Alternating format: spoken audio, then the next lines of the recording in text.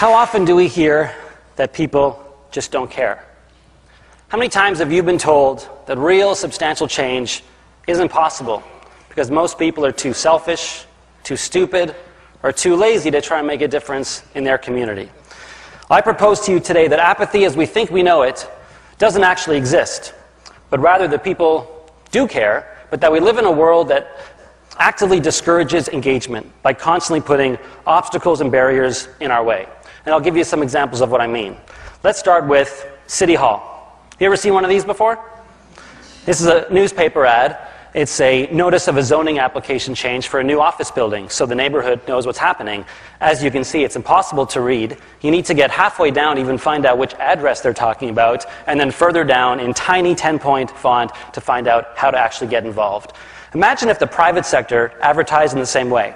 If Nike wanted to sell a pair of shoes and put an ad in the paper like that. Now, that would never happen. You'll never see an ad like that because Nike actually wants you to buy their shoes. Whereas the City of Toronto clearly doesn't want you involved with the planning process, otherwise their ads would look something like this, with all the information basically laid out clearly. As long as the city's putting out notices like this to try and get people engaged, then of course people aren't going to be engaged. But that's not apathy, that's intentional exclusion. Public space. The manner in which we mistreat our public spaces is a huge obstacle towards any type of progressive political change because we've essentially put a price tag on freedom of expression. Whoever has the most money gets the loudest voice, dominating the visual and mental environment. The problem with this model is that there's some amazing messages that need to be said that aren't profitable to say. So you're never going to see them on a billboard. The media plays an important role in developing our relationship with political change, mainly by ignoring politics and focusing on celebrities and scandals. But even when they do talk about important political issues, they do it in a way that I feel discourages engagement. And I'll give you an example. The Now magazine from last week, Progressive Downtown Weekly in Toronto. This is the cover story.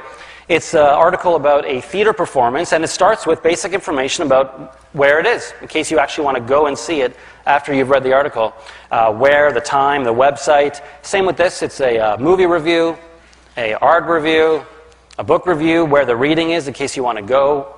A restaurant, you might not want to just read about it, maybe you want to go to the restaurant, so they tell you where it is, what the prices are, the address, the phone number, etc. Then you get to their political articles. Here's a great article about an important election race that's happening.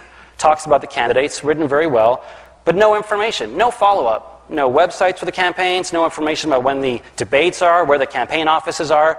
Here's another good article about a new campaign opposing privatization of transit without any contact information for the campaign. The message seems to be that the readers are most likely to want to eat, maybe read a book, maybe see a movie, but not be engaged in their community. And you might think this is a small thing, but I think it's important because it sets a tone and it reinforces the dangerous idea that politics is a spectator sport. Heroes. How do we view leadership? Look at these 10 movies. What do they have in common? Anyone? They all have heroes who were chosen. Someone came up to them and said, "You're the chosen one. There's a prophecy. You have to save the world." And then someone goes off and saves the world because they've been told to, with a few people tagging along. This helps me understand why a lot of people have trouble seeing themselves as leaders, because it sends all the wrong messages about what leadership is about. A heroic effort is a collective effort, number one. Number two, it's imperfect. It's not very glamorous, and it doesn't suddenly start and suddenly end. It's an ongoing process your whole life. But most importantly, it's voluntary. It's voluntary. As long as we're teaching our kids that heroism starts when someone scratches a mark on your forehead, or someone tells you that you're part of a prophecy, they're missing the most important characteristic of leadership, which is that it comes from within. It's about following your own dreams uninvited, and then working with others to make those dreams come true. Political parties, oh boy. Political parties could and should be one of the basic entry points for people to get engaged in politics. Instead, they've become, sadly, uninspiring and uncreative organizations that rely so heavily on market research and polling and focus groups that they end up all saying the same thing, pretty much regurgitating back to us what we already want to hear at the expense of putting forward bold and creative ideas. And people can smell that, and it feeds cynicism.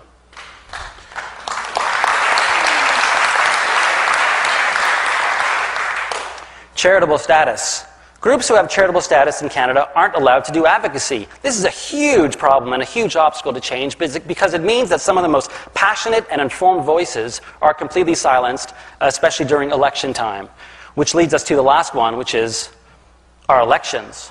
As you may have noticed, our elections in Canada are a complete joke. We use out-of-dated systems that are unfair and create random results.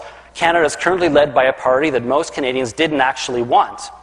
How can we honestly and genuinely encourage more people to vote when votes don't count in Canada?